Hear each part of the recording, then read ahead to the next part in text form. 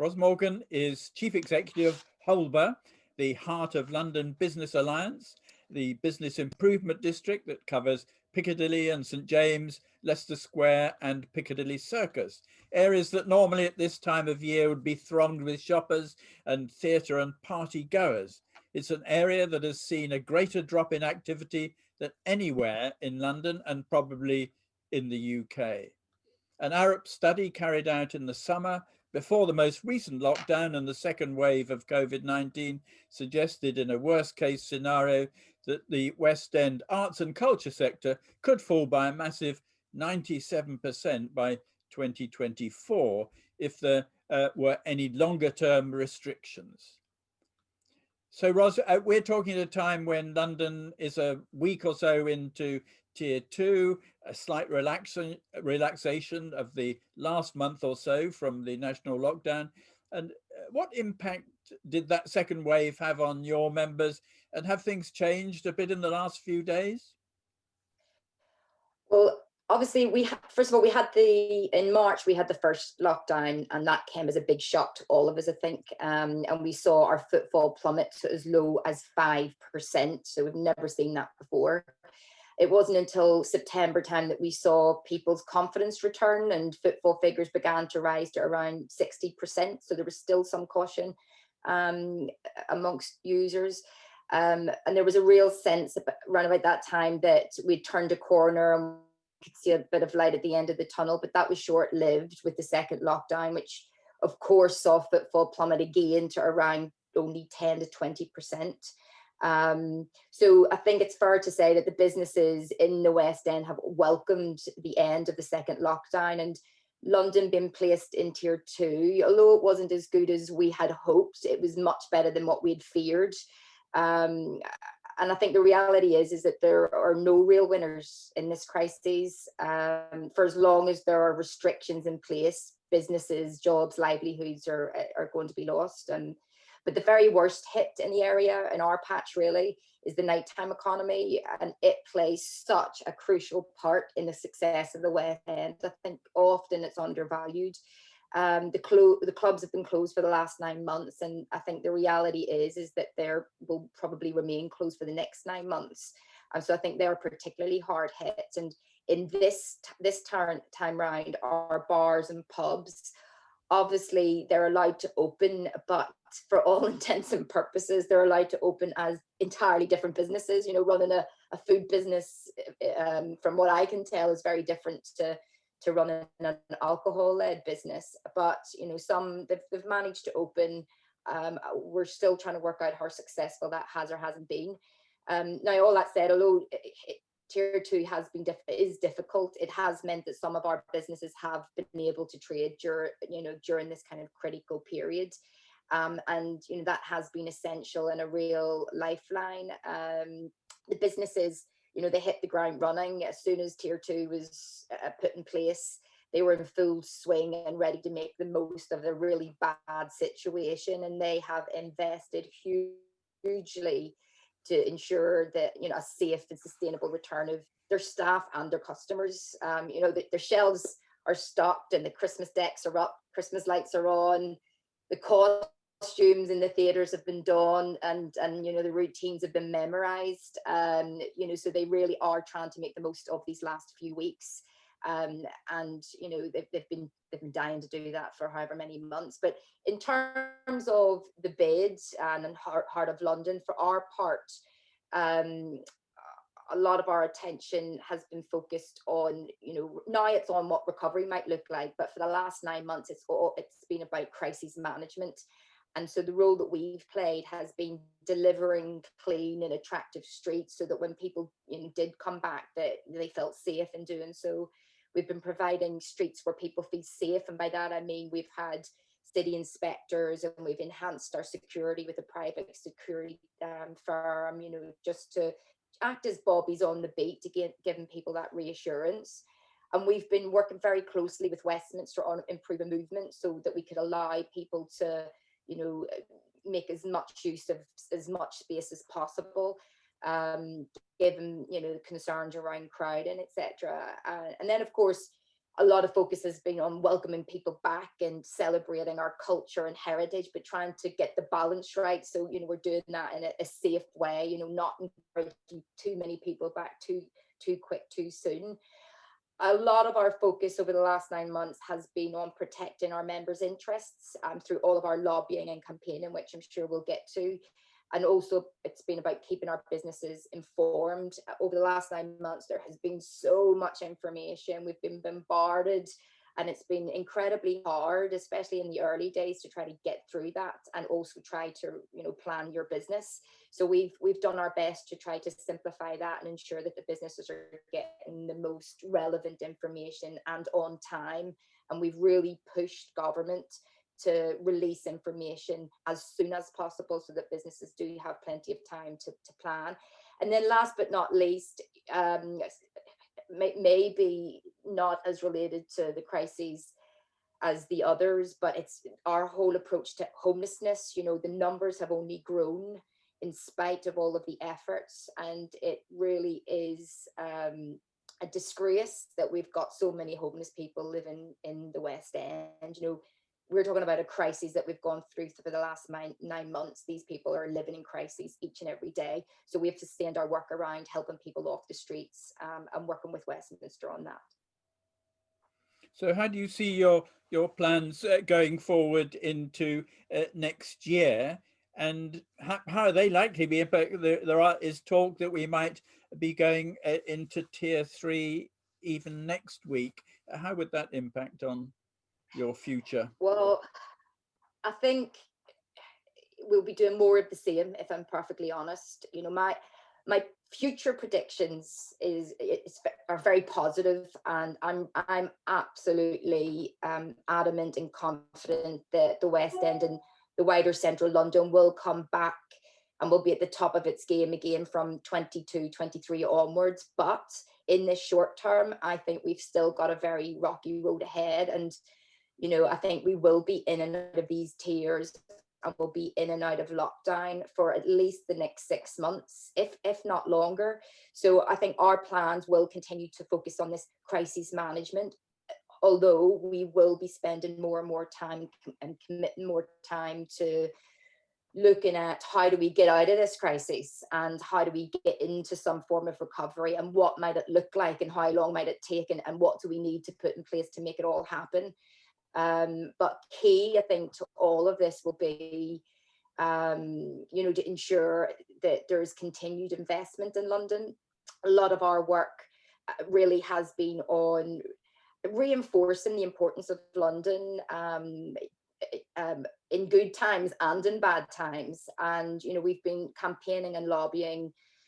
What I call everybody and their granny is a very Belfast term, but everyone that will listen, to reinforce the need to invest in London now more than ever, because, London has been disproportionately affected by this crisis, and that's been borne out in recent statistics in a report by Centre for London, where they've quoted that London has seen the second highest unemployment rate in the UK this quarter.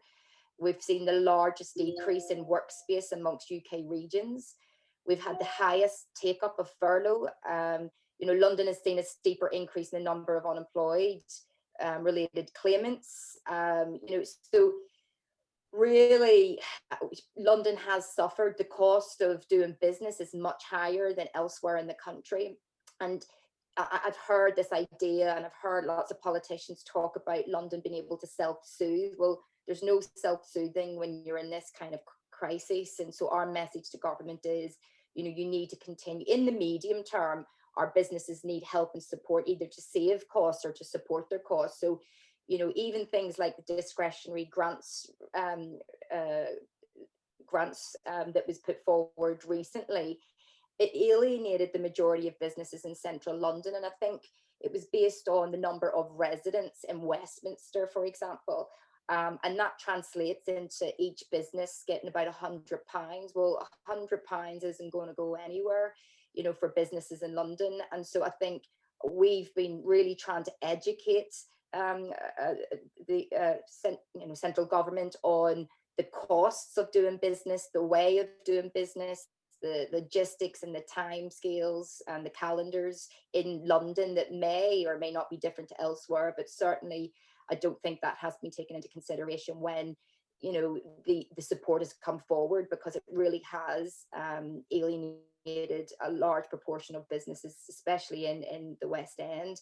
So we're looking for more sector specific support, especially for the hospitality sector, the nighttime economy, and of course our theatres and live performance venues. You know, we want the furlough to continue for another year for those businesses who have been affected and continue to be affected during that time. Business rates, it's a biggie, isn't it? You know, we still haven't solved the issue of business rates. So either, you know, I think ideally we would extend the business rates relief for another year, or at the very least we offer a 50% relief. In that way, at least Treasury is receiving some kind of finance, and at the same time it's offering some kind of relief to businesses as they're trying to get off their knees and into some kind of recovery. And then also, you know, we've got this big issue of this rent saga. You know, how long is the rent holiday, you know, going to last? And at the end of the day, someone has to pay the bills, and we still don't know who is it, who is going to pay. Is it the occupier? Is it the landlord? Is it the bank? Or is it government? And in my opinion, it should be government at this stage. And actually, we're at a cliff edge right now in that regard, where, again, I think government think, well, we're okay until March, because that's when all the financial plans are put in place. But they're wrong, because obviously that's not how the rents work. And, you know, a lot of occupiers will be asked, have been asked to pay a full year's rent by, you know, the latest 1st of January. So there are many more businesses who are going to suffer as a consequence of what I would consider a complete lack of understanding from government on how business actually works, or perhaps it's a willful ignorance. I'm not sure which one it is. And of course, you know, in the longer term, we want to see a roadmap out of this crisis and into recovery. And of course, we've got our own role to play in that, which I can touch on later. But government, you know, they have to lead the way. You know, the Prime Minister is the leader of this country. He must lead us out of this crisis and share the plans, and really recognise and allow London to play its part in doing that. You know, if we don't know where we're going, we'll certainly not be getting there anytime soon, is a phrase that I've been using recently. And central London, I know we've got, you know, I'm very much aware and familiar with the debate around the levelling up agenda, and perhaps the challenge that government has in terms of maybe being seen to be showing preference to London, and it contradicts with the levelling up agenda. Well, I would argue the complete opposite. You know, I've just mentioned those stats that show that London has been disproportionately affected, but equally, we've got, you know, central London generating something like £211 billion in GVA. It employs 2 million people, and it generates a substantial tax surplus, which basically funds the services nationwide. In fact, in Westminster only retains 4% of the business rates it collects. The rest of it goes to the Treasury. And so it's just, that just gives you a little bit of an insight into the role, the impact of the crises, but also the role that London plays, and therefore the role that it needs to play in trying to get the whole country out of this crisis. And for me, you know, this whole levelling up agenda, it's very important that the regions, that there is some levelling up, but I think right now is not necessarily the time to go full force on it. It's really down to the timing of it. And I feel like we should, you know, the levelling up of the region shouldn't necessarily mean a levelling down of London, especially not now when we need them. And I feel that the argument that I've been putting across is that an investment in London is an investment for the whole country. And if we want London to remain globally competitive, that investment has to be forthcoming.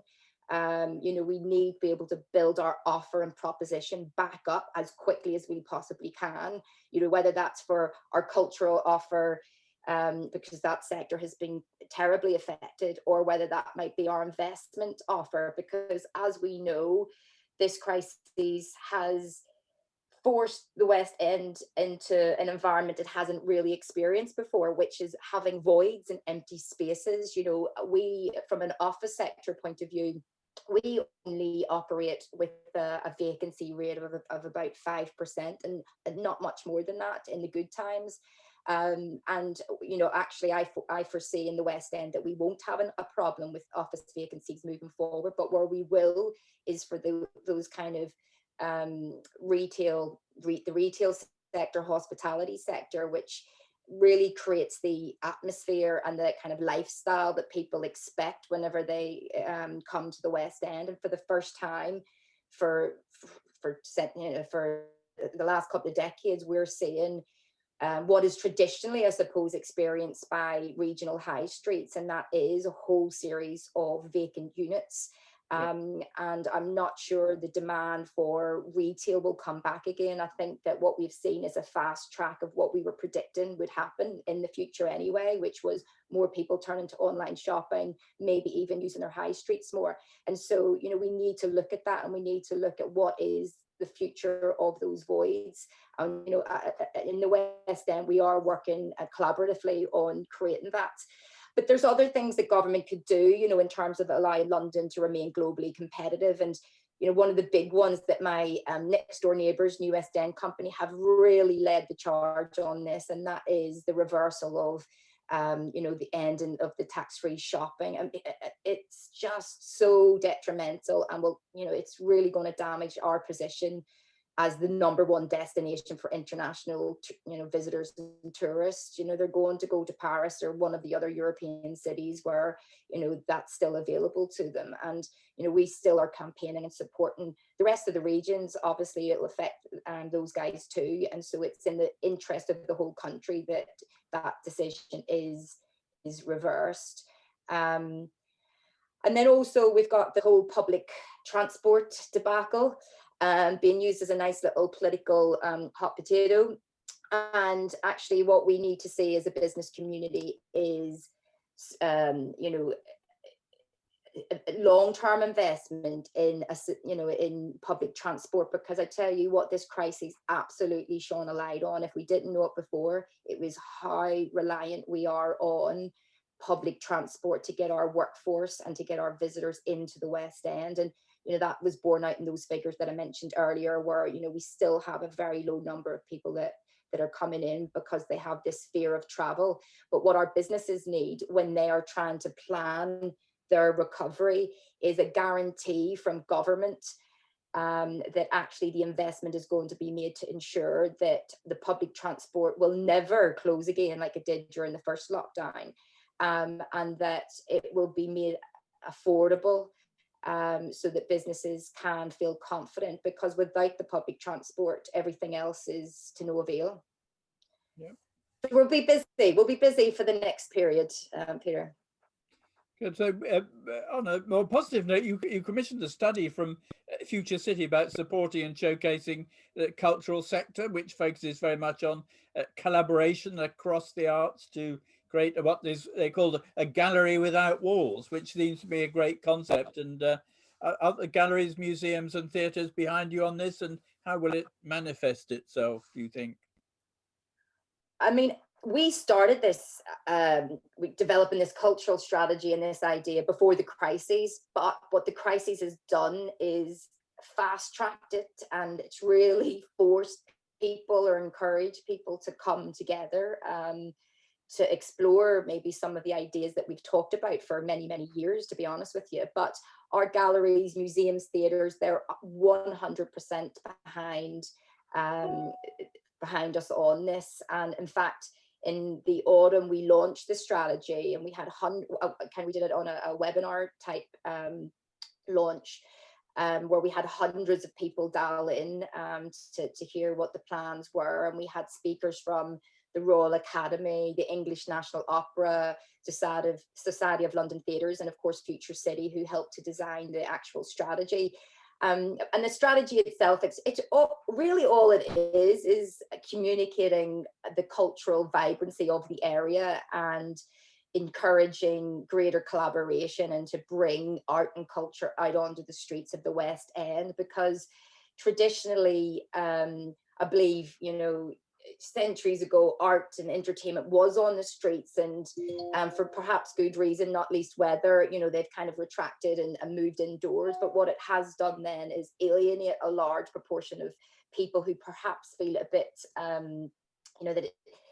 that vulnerable getting into these large, beautiful buildings with fantastic architecture. So the principle is let's bring it out all onto the streets, and let's advertise what's available behind these fantastic buildings. And so the first thing that we're launched, how that will kind of translate on the ground, if you like, is a whole series of activation and pieces. So the first thing that we're launching is next week, 15th of December. It's called Augmented Gallery, and it's in partnership with the National Gallery, National Portrait Gallery, Royal Academy, and Sky Arts.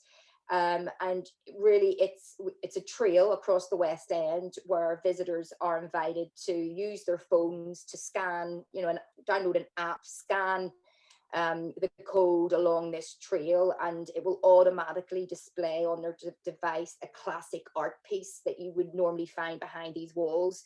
And each art piece will then have a piece of commentary and taking its users through like a fascinating journey into the masterpieces, or just some interesting facts or anecdotes will be added to it as well. So especially at this time and during this climate, where people still have their reservations about going inside and being in close proximity to others, we think this is a really great way for people to still come in and explore art.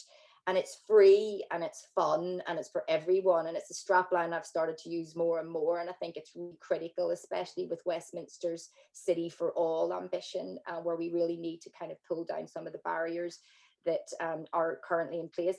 Then the second thing that you might see come out onto the streets will be in June next year, and that is Gallery Without Walls. That'll be part of our Art of London Festival. And again, it's being created by Royal Academy, and basically we'll be bringing headline commissions out onto the streets. So, you'll expect to see pavements with art, designed by Royal Academicians. So you'll see it on the pavements, on the walls, projections, pop-up art, etc. And again, it's just this idea of bringing art out onto the street, and maybe increasing the people's understanding of art, and, as I say, to remove some of the barriers to people accessing art within the West End. Ros, thank you very much indeed for your contribution, and I'd like to wish you a happy Christmas, although I know it's clearly a stressful time for everyone working in the West End. But thank you very much also for your great support of us having a strong centre to London, because that's going to be vital going forward, that we bring people back into the centre and return to being a strong global city once again. Thank you very much indeed. You're very welcome. Thank you, Peter.